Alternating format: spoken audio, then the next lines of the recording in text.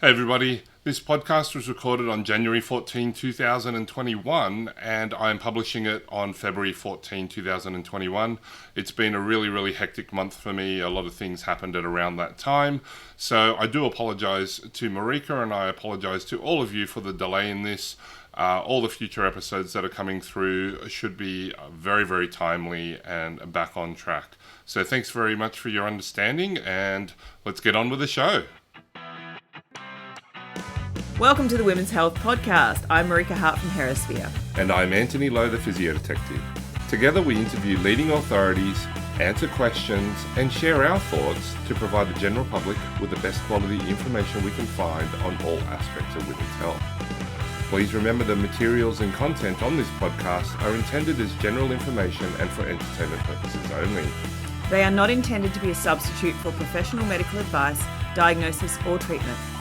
Now it's time to get cracking with the episode. So whether you're out walking your dog, driving the kids to school, or just sitting back enjoying a glass of wine, we hope you enjoy the show. Welcome back to the podcast. It is 2021. This is the first podcast of 2021, episode number 51. That's right? Episode 51. That is correct. And so Marika and I, we thought we would do a bit of a catch-up one because we haven't had one just us two for a while, and thought we'd share what's going on. It'll be good to catch up with Marika. You might want to know what I'm doing, but whatevs. And just look back, kind of informal. Surprise, Yeah. on our podcast. So first of all, I just wanted to say hello, Marika, but also thank you for surviving 51 episodes with me so far. It's pretty crazy, isn't it, to look back? Because when it was when we started, I did wonder how long we would go for, whether we would both find it too tricky, whether we both get too busy, or but it's been a lot of fun. I feel like, we've had this conversation before where technically it's, I guess, work, although we don't get paid for it, but we kind of consider it as part of our jobs to do the podcast. But it's such an absolute pleasure to talk to super smart people and pick their brains. So it's like getting, a bit of free CPD. And I hope people out there listening enjoy that aspect too, where, you get to learn from some of the most amazing minds that are out there, not only in Australia, but around the globe. So I guess I like reflecting back, I feel a lot of gratitude for people offering up their time and their expertise. And there's not many people that actually have ever said no when we put out a request. And if anything, we've had a lot of people contacting sometimes rather odd requests to be on the podcast that haven't quite fit in with our listening audience, we think. But on the whole, we've had just such amazing guests and such wonderful generosity of sharing their time and knowledge. So reflecting back, I feel a lot of gratitude and also grateful for hanging out with you, buddy, because we don't get to do that in person. I know. I do miss coming to Perth regularly. Not coming last year. I think that was the first time in like 5 years or something stupid. Like, oh no, it'll be like I think I've come nearly every year since 2008, 2007. Oh wow. Hey, when did I do my masters? Anyway, around then. So 7 after me. Yeah. So it's been every year I've pretty much been in Perth in some way. So either teaching at the university or coming to do courses and things like that. So it's been a lot of fun, and like I said, surviving all this time, it's been great. But getting to hang out, and also learning from you. There's so much stuff that I hear through what you're doing with your masters, and and I love just the way that you think differently about different topics. And of course, when I get overly excited with peppering people with 10,000 questions at once, having Marika go, okay, dude, I got to take over. Well, that's because your brain works at 1,000 miles an hour, and sometimes I just need to go, well, hang on, buddy. Can we just ask our guest one question, not 15? When they're trying to think, hang on, which question am I answering? Because that was a lot in that. Yeah, that would be me. But you know what? It's good fun, and I love it. And just so that you know, I knew that we would head toward the hundreds because I've numbered the episodes with a 0 in front of them from the very start. So Oh, it's always been 3-digit episodes. So I if we expected get to to get to at 1,000, least we'll be surprised. yes. Well, you know, it is hard to get to 1,000 episodes. We would probably have to start doing daily or Well, every if we couple of did days. daily, my goodness, that would still be 3 years to get over 1,000. Mm, So mm, that's how I yeah, did the maths. yeah, it wasn't that hard, Anthony. Thanks for Yeah, that. I thought about So putting the 2 zeros, but yeah, no, that wasn't gonna happen. that'd be a bit excessive. I don't think we'll. I think we'll both be retired by then. Yeah, no, I don't think so. I don't think so. Well, because 3 years times 7, even if we did one once a week, is still 20 years, and then 40 years. Like I'll still be kicking if I'm still around. I'll still be kicking. I'll be going, Marika, can you get the nurse to set you up for a podcast? Let's go. No, I think I'll be senile by then. I'm not sure I'll have. I'm sure. I'm sure I'm heading towards a life of Alzheimer's later. So not let's at all. No, no. you'd be kicking ass. You'd be like, all right, I got to reschedule the classes that I'm teaching. You know, you got to take care of these young 60-year-olds when I'm 80 or whatever age you are. Actually, it's funny. It's funny you say that. We were having a conversation with friends the other day. We've decided to create our own little retirement hub down south. We're going to buy a big block of land and put up 6 houses with all my mates. And my friend's like, right, we'll have obviously a recreation set. This is the dream, right? Have a recreation center in the middle with a gym and probably a bar and whatever else. And I was thinking about it and I thought, I can see myself running exercise classes for my mates when we're all in our 70s, just going, right, let's do some balance training. Let's practice getting on and off the floor. Let's do it. Let's do some pelvic floor. No, it sounds like a great idea. Yeah. There was actually 3 sisters who I know who were looking for a block of land big enough that they could build their own houses so that they could all be neighbors. Yeah. So yeah, that's pretty committed. You'd have to love your family. They get on really well together. Yeah. That's great. So, beautiful. So, Anthony, hang on, how many, is it 2 years, 3 years that we've been doing this podcast? I don't know, something like that. I want to say 2018. 18 years. No, 2018. I want to say 2018 is when we started. I think so too. So more than 2 years, probably not quite 3. Yes. Yeah. And we've covered a broad range of topics, really, haven't we? So we've had even the blokes. So we talked about prostate cancer and rehabilitation from that, which maybe took 2 attempts, but we got there. We've talked about, we've talked to some CrossFit athletes. We've talked about intra-abdominal pressure and breathing. We have covered a few sessions on diastasis. What else have we talked about? Low back pain myths. We've done menopause. We've done endometriosis, birth trauma.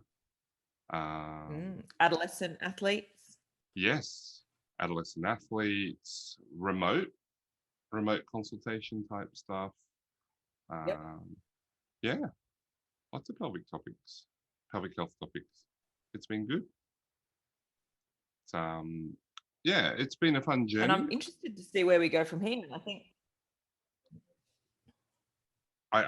think, you know, my passion is to continue finding lots of people to help inform the public and health and fitness professionals about the research and the different topics that are going on. I'm still trying to get my gynecologist friend to jump on a podcast about cesarean sections and the different levels and recovery and sewing up. And, you know, that was a dream. Over 3 years ago. I asked her a long time ago and she keeps saying, no, I don't think so. And she's a funny lady. Very, very good obstetrician. But, you know, I think sometimes people need a good quality baseline information, somewhere where they can go to. So that's always been the dream, to be a part of this, and like the endometriosis podcast, having some of that information, and we'll get Sally back again soon for the part two of that. Um, but and we also Mm. had my daughter guest host when Molly was on last. So, you know, I loved that episode. yeah, it'd I be loved interesting. that episode. That was so nice to get a teenage perspective, and hear her questions. That was really good. Hmm. Um, yeah, and I think a couple of other topics that we talked about covering at some point too was a little bit more on sexual pain, and we did reach out to a couple of psychologists. We just haven't managed to get anyone for that yet, and maybe even dermatology, sort of in terms of the vulval area, because that's something that a lot of people don't know much about, and learning like what's normal down there, what's not, and when and how to get help. That would be a really cool topic. But I think for anyone listening, if you have some topic ideas, some things that you want to know more about, Auntie and I love talking about anything. So it doesn't necessarily have to be pelvic health related. It could be anything really. Well, Yeah. maybe not the latest Well, NASA project or something, somewhat health related. yeah, absolutely. And one thing that I was You, thinking of, oh, look, if you get me going on science, then, I would love to have Dr. I know. Becky I on the said that. I thought, podcast. what am I thinking? I want Dr. Becky on the podcast. Imagine if we talked pelvic health and astrophysics all on the same podcast with Dr. Becky. That would be amazing. Who's Um, Dr. Becky? she's an astrophysicist who's popular Oh, on YouTube. And she's oh, got a great, yeah, I think you would like it, and I think you and Izzy and Caden would love her podcast. She talks about the night sky 1 week a month. Comes out every Wednesday. She's great. She's got a PhD in astrophysics, and she goes, and oh. yeah, it's actually really quite interesting.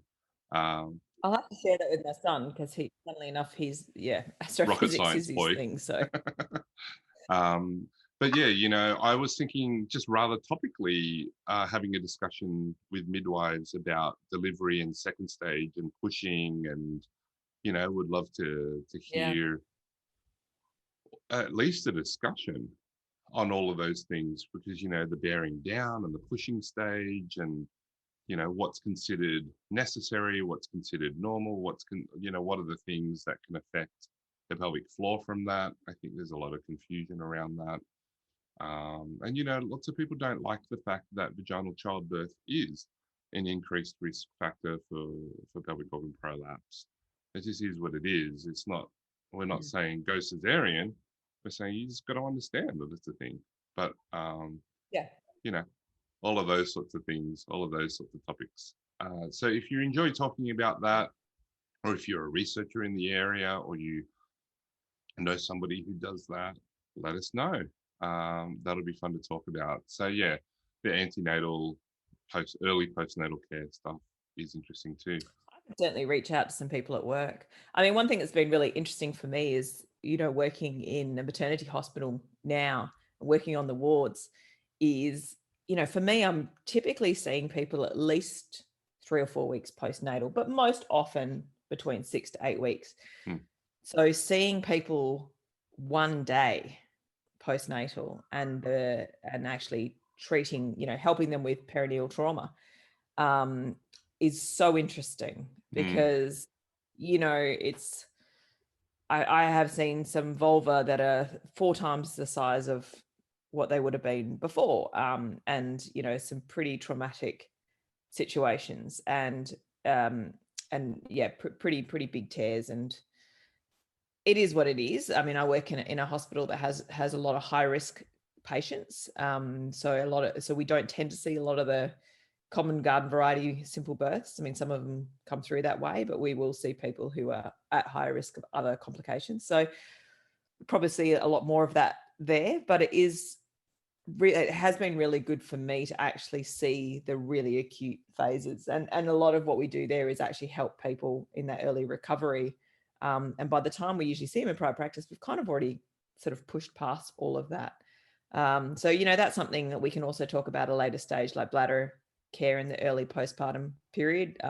That's a lot of what we have to do on the ward, is making sure that, because so many women have reduced bladder sensation. So a lot of that advice on how to look after their bladders in the first few weeks, which is super important, because we don't want a bladder stretching to, 1 liter. 2 liter capacities, and cause potentially long-term damage. So, there's all that kind of stuff we could talk about at a later stage as well, which is quite interesting. Well, I think it's kind of interesting. Yes. Well, I find it interesting too, right? And like, it's difficult because at the moment it's almost like passed down wisdom, or you've got to buy a program to be told, or buy a book, and and everybody's different, and everybody will give you different advice. How do you navigate all of that? And what's the strategic plan or framework that you have to manage the often conflicting information? So I think some of that stuff too is really helpful, I think, for people. But I do want to know. People being aware that we do have guidelines. Oh, sorry, I think we had a time lag there. No, I was just going to say, I think it's really important for people to be aware that, for a lot of things, there are clinical guidelines, there are pathways, there are, actual, and, most of it's evidence-based. It's by no means perfect, and they're constantly evolving. But, I think we all need to be aware that there are often guidelines and useful places to find information that actually can help, help people navigate that kind of stuff. Indeed. I don't know about you, but often guidelines are mentioned, and then, but in my experience, comes along next, and that's what I often hear a lot of. So it'll be interesting to navigate all of that. But I really do want to hear, how looking back at 2020, before we look forward to 2021, what did you think? How did it go? What's your summary? What's your take? Yeah, in the midst of what feels like a bit of an apocalypse. I'm in a little bubble in Perth. I've got to say, I almost feel guilty in some ways, because pretty much all my family in the UK and in America has had COVID, and they've been locked down for probably close to a year now, or have had pretty significant changes. And yeah, to be honest, life in Perth has been really good. We had a short period of lockdown, and then so I moved to telehealth for a bit, which actually was absolutely fine. I ran some exercise classes, did some one-to-one consults, and then pretty much went straight back to clinical practice, and then started work at the hospital a few months ago, which I've really enjoyed. So I'm kind of balancing, like with you, Antony, multiple balls in the air. We've got, working for Girls Gone Strong, working in private practice, working in the hospital, being a parent of 2 children, very neurodiverse children. So, life has been really busy, but 2020, honestly, it wasn't too bad for me. I've had some really positive experiences come out of it. Moving forward to 2021, I don't know what to even think, like, it's so hard. I feel like over what's happened in the last year, it's been really hard to look ahead and make plans. It kind of, because we've all had to be ready to change at the drop of a hat. So I know, like for you in Sydney, 1 minute you can do whatever you like, and then it's right, no one can go anywhere, or everyone has to wear masks and can't leave the house, or you can but can't go more than 5 kilometers. Then you can travel, but then you can't, and then if you do travel, you get put into quarantine. Like, it makes you just kind of go, you know what, I'm not going to make any plans to go anywhere. So I think for 2021, like, I want to stay doing the work that I'm doing, and we've got a caravan like last year, so do some more trips around Western Australia, I think, is probably going to be the key for me personally. What about you? I guess you're not going to be traveling over to America anytime soon. Apparently not. Yeah, it's been interesting. Like yourself, being in Australia is just a privilege. We had a lot more cases than you did on the other side of the country, being so isolated. The most remote city of a population of over 1 million people in the world is actually Perth. So It's the one time we're excited about it. yes. So it's been okay that way, and I was quite stressed at first because people didn't seem to be taking it seriously. And I remember SARS, and I remember keeping an eye on MERS, and I remember keeping an eye on Ebola, but this thing seemed to be different. And I wasn't worried during SARS as much. I wasn't worried about MERS so much. I wasn't worried about Ebola so much. Concerned, but not worried. Mm. Um, but yeah, this one was concerning, and people didn't seem to be taking it seriously. And then you've got people who think it's all hoax, and yeah, even people like, I saw something just the other day. I have to go fact check it, but something like last year there were 10,000 flu deaths, and like in the US or something, and in one day they're getting 10,000 deaths from COVID. So it's not just a bad flu. Um, so I think that shift has been interesting, like you said. But it's interesting. You said it's difficult to look ahead. Um, I had to change all of my plans. All of my plans changed because all the trips that I had booked were obviously going to be cancelled. I had to convert to designing an online experience for my courses. So all of that was fun and really, really hard work, but I think it was great. The masterclass ran, which was sensational, and it ran during COVID, and I was grateful for those people who did join in, and we will be running it again. So if you're interested in that sort of transformation, it's a good time to do it. Uh, we're adding a business stream in this time, Marika, so that should be interesting. Mm. And then, I think you've done an amazing job of taking the sidestep of. Oh, sorry, my internet apparently is unstable. Yay. I was just saying, I think it's amazing that you've like really taken a sidestep and taken like what was a very practical in-person course and made it online. And the feedback that I've seen has been fantastic, and people are very engaged and interactive. And I think that, again, for people who are in isolation in particular, that connection is really important. And I think being part of a community has been really good for so many people. Why don't you tell people what the difference is between, what you've got going on between the different courses and masterclasses then? all right, okay. So the female athlete course has a level 1 and a level 2. So the level 1 is the, I guess, introduction to looking at pelvic health differently and utilizing, uh, you know, principles as best we can get them to be research based, and then first principles to change the way that people look at progressing people to moderate to high intensity, whatever it is for that person, and it's about female pelvic health. So that's level 1, and level 2 really is focused on developing and furthering that information, and what does that look like in practice for you. It's a smaller group, and you get to do 3 online consults with observation. Um, and so it's really, really practical that way too. And the feedback has been really good. It's great to know this stuff, but then to actually do it and have feedback, and that's been really practical and helpful for people too, to take what's theoretically out there and then actually watch your stuff be under the microscope. So that's been fun.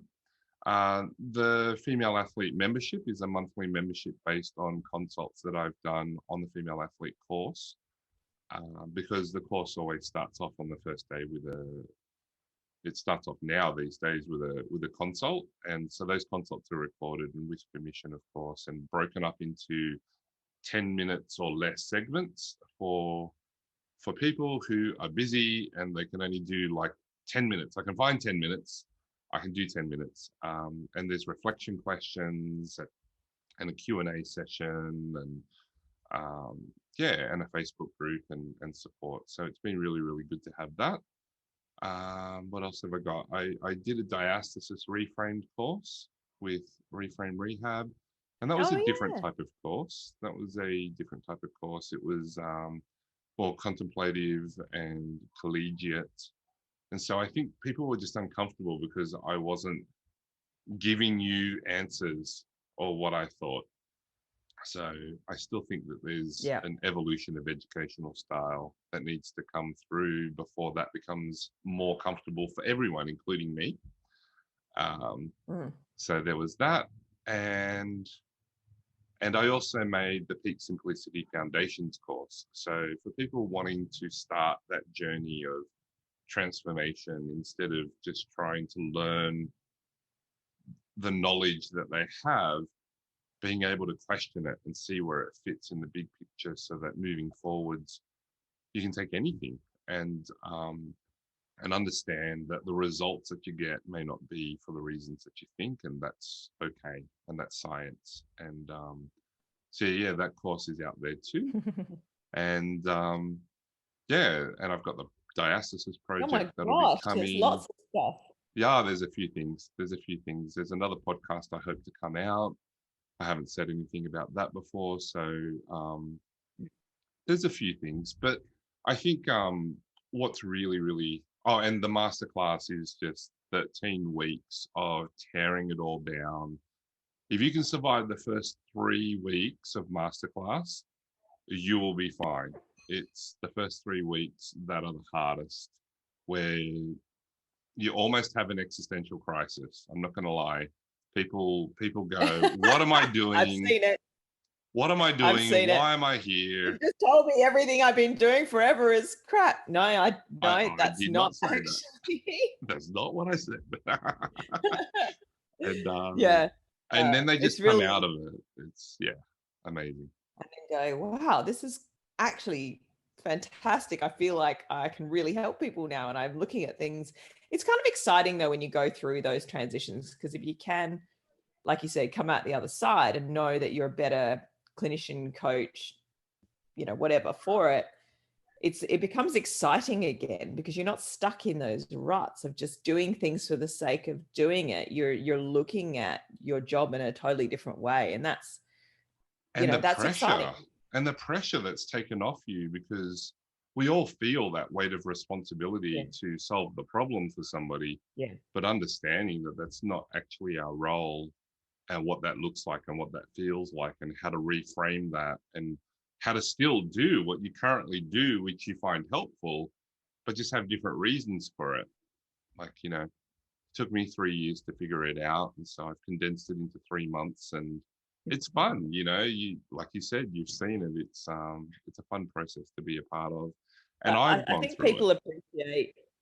think people appreciate though your level of honesty, and hearing other people say, I don't know why that happens. I don't have the answers. It's like, well, if he's been a physio for 20 something years and he doesn't know why this works or what's happening here. I don't have to have all the answers to help somebody. I don't have to come up with a reason why such and such works. I need to have some kind of framework of how I can support my person, my client. I don't have to come up with a story as to why that works. And I think that's quite freeing. That's quite liberating for a lot of people. Yeah. And what actually happens is that people actually get closer to the truth, because it's okay to hold 1, 2, 3 or more stories as to why it might work. Like, that is closer to the truth than holding on to one, because the research tends to indicate that one story is usually no better than any other story. That's the summary of the research that's out there, right? So how can we hang our hat on one thing when probably closer to the truth is this may be helpful for some people, but not others. And this one over here might be helpful for some people and not others. Like, that is closer to the truth. So, it's definitely fun to be a part of. And so if people are interested in that, if you want to be a part of a community that honestly is amazing, the Peak Simplicity family is just so cool. It is not set at times that are conducive to living in Perth, but anywhere else in the Really world, not. anywhere else in the world is not too bad. But Yeah. just let us know. You're going to see marketing about it. And it's always difficult. The marketing side is always difficult, but a lot But goes it's all into on it. which website? Is it all on the Physio Detective? It's Is that the easiest website to find it all? physiodetective.com/masterclass. So yeah, Yeah. that'll be the easiest way to find it. But yeah, it's going to be so much fun, and yeah. What was I going to say? I was going to say with the looking forward, you know how you said it's difficult to look forward and make plans, and you know, you think you're going to be doing this, and all of a sudden you have to shift and you have to do that. Like that's actually what my everyday experience, my whole life has been like. Mm. Yeah. So it didn't feel too awkward for me, having to deal with all this change that occurs all the time. Whereas I know it's really difficult for other people, like you know, Diane and Jacob, for example, find change a lot harder to deal with. Whereas Amy is much more like me. It's like, yeah, whatever. Like, I mean, she told me the other day, she told me she was going up the road to the shops to get some face masks. And like 5 minutes earlier, she told me she was doing that. And then 5 minutes later, she was talking about something. And it's like, I thought you were going out. She goes, oh, no, I decided not to now. Like, it's just boom, change. That's what my life is like all the time. Even this podcast, right? It's like, I forgot to organize that. I better get that in place for Marika. Um, that was my administrative error. So it was good fun. But looking forward, 2021, I don't think it's going to calm down for another year. It'll be interesting. There was some reports that one of the vaccines the Australian government is getting ready for is up to 90%, but could be as low as 50% effectiveness. So they're looking into that versus the Pfizer and the other one, the mRNA vaccines. Moderna. Moderna, is it? Yeah. The 95% plus type. 90 plus. Yeah, effectiveness rates. Yeah, they need some more studies on the AstraZeneca before they start using that widespread, because that, I think it's 68% at the moment. It's like, well, the problem is that, I was chatting to someone about this the other day, and I think when you have 2 vaccinations, it was on a podcast actually. They were saying that the number of people who turn up for the second one is actually really quite low.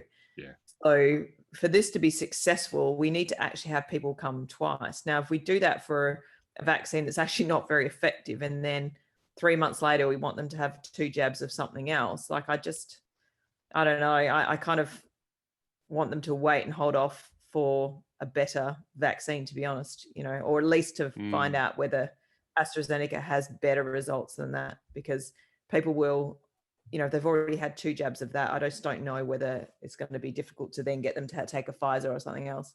Yeah, it's these are the logistical detail problems that I appreciate that I'm not particularly good at. Like if somebody told me I just have to do it, I just book the appointment so that it's in my diary. And then, somebody said, oh, how do you organize what you do? And it's like, I do what I'm told to in the diary.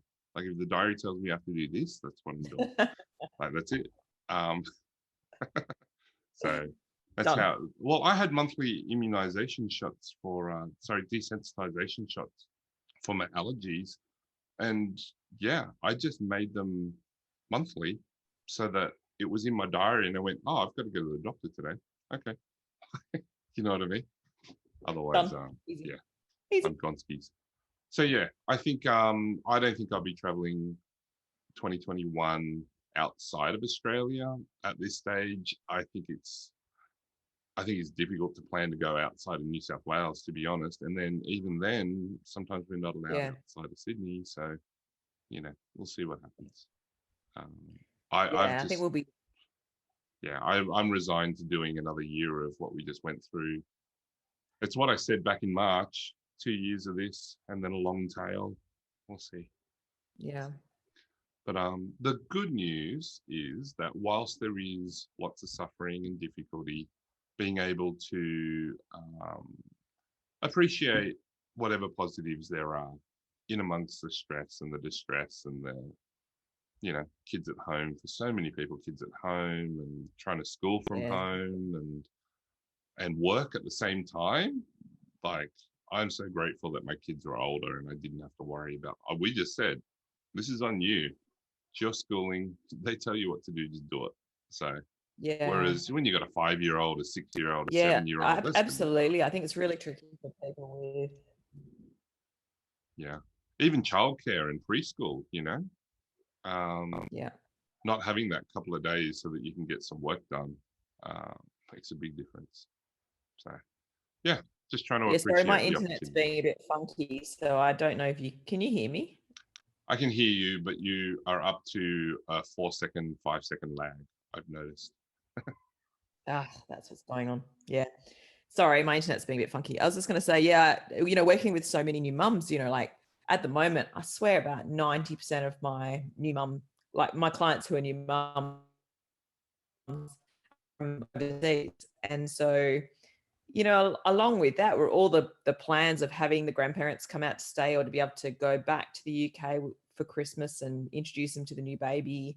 And even the logistics of childcare around actually going in to give birth. I had one of my clients who was like, back earlier on when there was a lockdown, she's like, well, my husband can't come to the birth because he has to look after the children. And, I do feel for a lot of new families as well. I think it's been a really tricky time, just not being able to have that support that you really need when you have a small child. And then, like you said, working from home with toddlers, no daycare, no school, going to the parks and just letting them run amok, all that stuff, which you just kind of need for your sanity. So new mums out there, we're thinking of you. Absolutely. I dropped off a couple of meals to my cousin. They've got a 6-month-old. She's 6 months old now.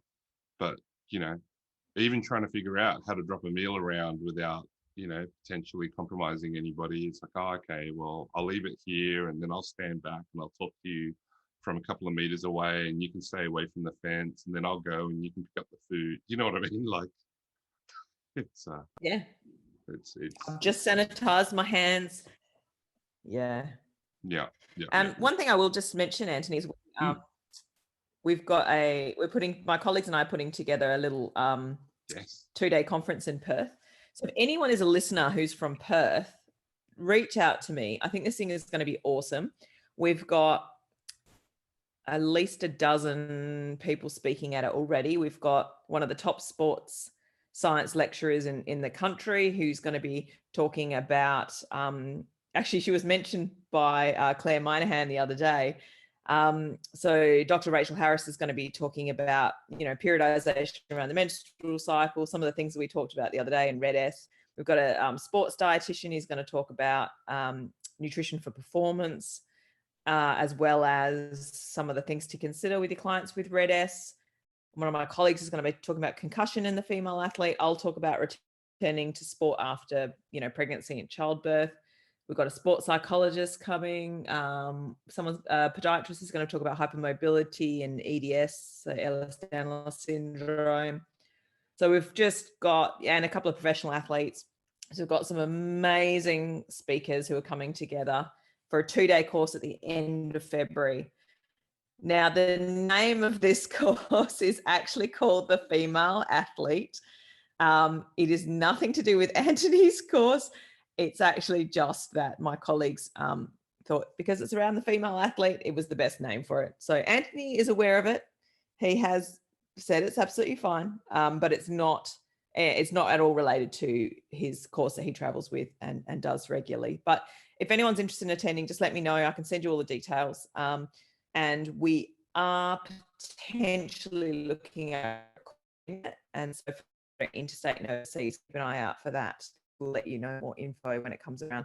But I think, like we've spoken about this for years, Antony, we're just all really passionate about trying to get out really high quality info to fitness professionals and to health professionals, and really, I guess, push the profile of the female athlete and explain that, you know, women are not small men. We do have, you know, different physiological physiology. We have different physiology, different hormones. We have things that need to be considered. And, you know, we just want to really make people even aware that this stuff exists, let alone what to do about it. So I'm really excited about that. I think it's going to be amazing. And most of the people that I've spoken to about it are so excited to attend. As soon as I put up a link, you know, I know I've already had a few physios who just like, boom, you know, on and signed up and paid like within about 5 minutes, which Awesome. I was, you know, thrilled about. Yeah, and like, you know, the name, it's the female athlete. I've always said the female athlete course, like I had to call it something. What is it about? Well, it's about female athletes because I was asked to make a course about that. Like, whatever. If we get precious about those sorts of things, you know, and honestly, there's nothing really new in, you know, it's nice to be acknowledged for the research you've done. I don't have a problem with that, but like, you know, concepts, ideas. I like to reference where I learn things from. Hopefully everybody else does too. But just because you did that, they've got no idea who I am.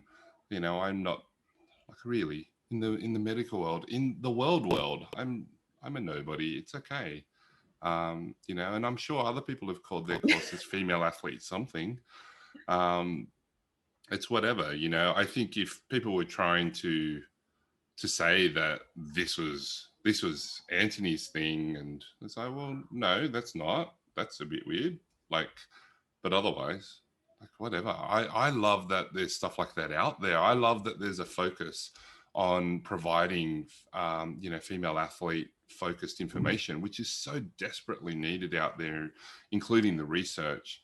Like for us to get upset about a name or something like that, like I think that would certainly feel inauthentic to me and contrary to, I know, our shared goal of just ensuring that women around the world get quality information and care, because it's just been lacking for too long. So yeah, I'm excited, and if I haven't shared it, I will share it. Just remind me. I think I got the notification when you shared it at a time when I was working. So I just got missed, I think. But yeah, I think it sounds amazing. Every time apart from when you're sleeping. Yeah. Well, you know what? I made a resolution for this year, not a New Year's resolution, just a resolution that I'm going to try keep working down to 60 hours this year, certainly under 72 if at all possible, a week. So that should be different. Oh my God. It's been rough. I think until my holiday in December, like I literally had 3 days off since Easter, and that third day was in the first week of December. So. Oh my gosh. It's what you got to do, right? You scramble. I know how to put my head down. I'm not necessarily smart. I see things differently, but I do know how to put my head down and work. No one could accuse you of being lazy. I know you can accuse me of being lazy, but if I'm working, I'm working. You know, like I'm thinking and reconceptualizing. My work looks different, I think. So yeah. And yeah, you know, I kind of like to go. I like to go and do my work, finish, and then completely, like, I try and switch off. That's actually been the greatest thing about working back in public health, because there's not, you go and you do your job and you leave, and there's no extra paperwork. There's no follow-up phone calls, letters to doctors, marketing, all that stuff, which in private practice takes up a lot of time and energy outside of your working hours. It's kind of like, oh, this is actually, it's quite refreshing. I didn't tell you, Antony, my goal for this year in terms of like physical goals is I'm going to do a triathlon. Ooh. And I've started training with a tri club. And this is a person who I would swim 50 meters and have to stop and hold on to the, you know, edge and get my breath back. And so I joined the tri club and I was terrified. My first swimming lesson, I'm like, you know, don't get me wrong, I can swim. Like I did swimming lessons, but I've never been yourself. Yeah, I've never done laps. So I started last week, and last night I swam 2K. Nice. um, Nice. not continuously, but just lots of drills and things. Well, And so it's what? been It all counts. exactly. And I have been really surprised, pleasantly surprised, but also I think, we, especially it's such a female thing too, we often underestimate our capacity to do things and kind of, minimize like, oh, I'm not gonna be able to do this. And what am I thinking? This is going to be too hard. And it actually is really nerve wracking to kind of step out of a comfort zone where, I've done martial arts for ages, but I haven't done a lot of aerobic exercise in a very long time. But because I'm cycling to work now, I'm getting a little bit of fitness there. Started the swimming, have started the running very slowly. And I'm just like, you know what? Weirdly, apart from the running, I'm enjoying it all. But also, I think being part of a club and a culture has been really fun. So watch this space. I will update you all on my triathlon training. Oh no, I'm excited to hear it. I'm pretty sure that you alluded to it. Not not in the new year. I thought you alluded to it earlier or late last year. But it's I do enjoy the water, and somebody's asked me whether I call myself an orca, because I like orcas, right? I think they're amazing animals, and I identify as an orca. And some people were wondering if it's because I have a self-image problem, because I'm, fat and unfit at the moment. And well, I wouldn't call an orca fat and unfit, number one. But number two, they're an apex predator in the water. They kill sharks. There's nothing that beats an orca. And and on land, they're useless. And that's how I see myself. Like, when I run around, when I do things, it's like, yeah, I'm slow. I'm not going to fool anybody with my speed or my physical prowess on the land. But in the water, at least I have a fighting chance when I'm fitter. So that's why I like So does orcas. that mean you're going to get back in the pool this year, Anthony? Well, you know what? I was in the pool until COVID. So I was doing 1,500 meter freestyle and 1,500 meter breaststroke. And, that was good. I was enjoying it. Nice. And I was getting fitter. And, my technique could be better on my breaststroke. But my technique for my breaststroke hasn't left me.